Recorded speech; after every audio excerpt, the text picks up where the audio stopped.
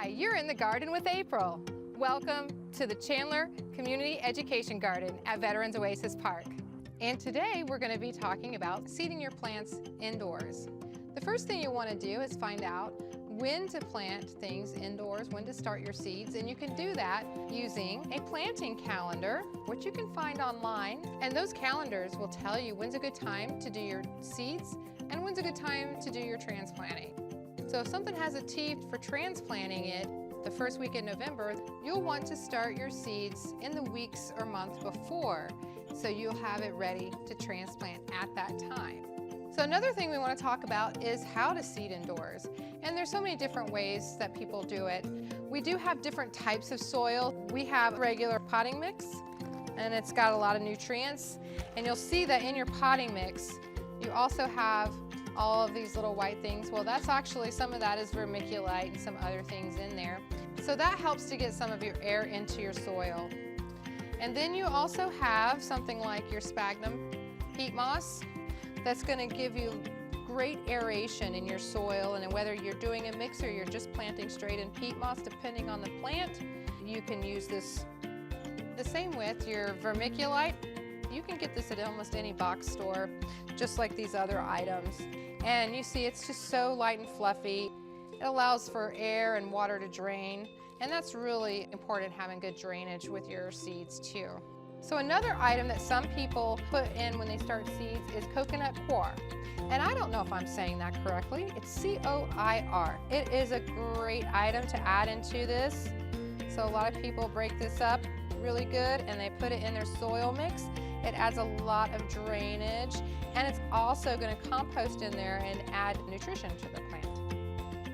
So if you're going to do a seed mix, you'll follow the instructions for that particular plant that you're going to do, and you might look at the internet or somewhere to find out a little more information on the proper mix. That's what I do. I just say broccoli soil mix for seeds, and there'll be plenty of things on there.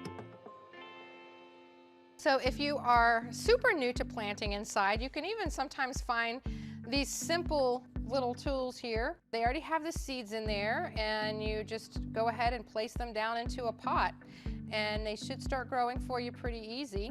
They come in tomatoes or flowers. You can find a variety of ones. I actually got these at one of those dollar stores.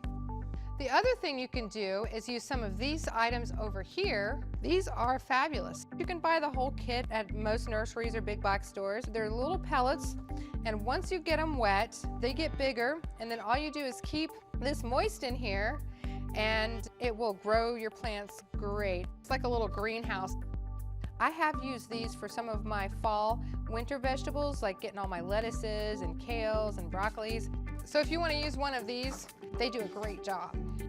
Also, if you want to get you some little pots like this, you can even buy some. I get these things pretty much free at the big box store. I see them sitting over off to the side when they're out in the nursery area, and I say, hey, what are you going to do with those? And can I have them? And I usually get them. So I just get some, and I have pots for doing my seeds and other little plants. Now, if you're going to do something, it's only going to be a couple of weeks or so, and they're going to get about this big before they go in the ground, something like this. But if you're going to hold them inside and they're going to be really big, you might go ahead and just start them in something this size. So these are great for doing tomatoes and peppers and some of your larger plants, so they have a little bit more room and you won't have to transplant them indoors before transplanting them outdoors, and it will reduce some of their stress. These are really handy.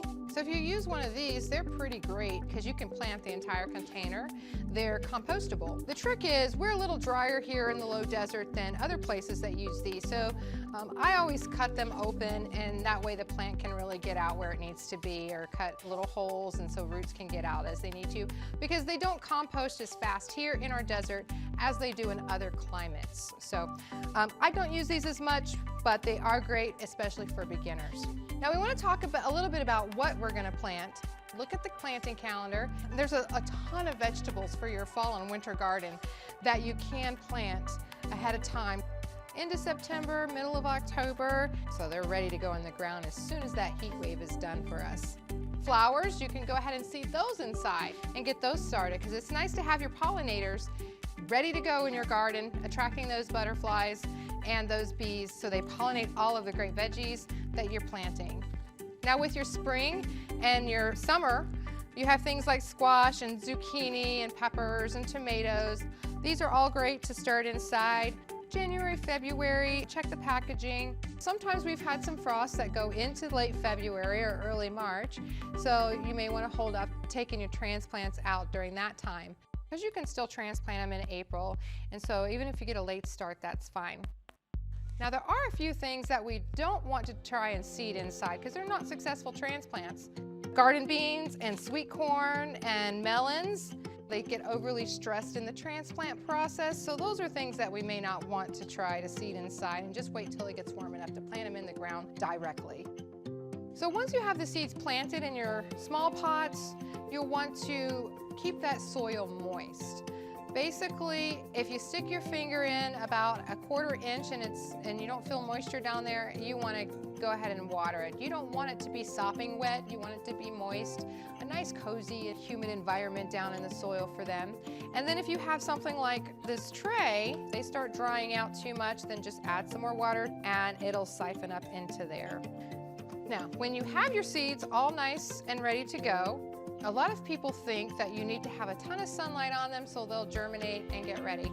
But actually, most seeds need no sunlight whatsoever to germinate. They just need warmth. Where you keep your house thermostat is probably just fine for seeding your plants indoors. Some people actually get seed warming mats. I haven't found that necessary. We are pretty warm here as it is. However, if you wish to get one, that might be helpful if you have an area that's really cold in your house. Generally about 75 degrees, give or take 5 degrees, you should see some great germination. And then once they pop up out of there, that's when they're going to need the sun, so they're going to have some photosynthesis. So you want to get them into a windowsill or somewhere else in the house where they can get some sun until it gets a couple of inches. And if it's getting warm enough in the mornings, go ahead and start taking them outside for a few hours. Do that for a couple of days or a week, and then take it out for a little bit longer until it's going to be time to transplant, and then you'll want to have had it out for maybe 5 or 6 hours in a day, so it's gotten used to that direct sunlight, so when you transplant it, it won't go into shock and it's all successful for you. Well, I hope that gives you some great tips and tools for starting seeding inside, and we'll catch you next time.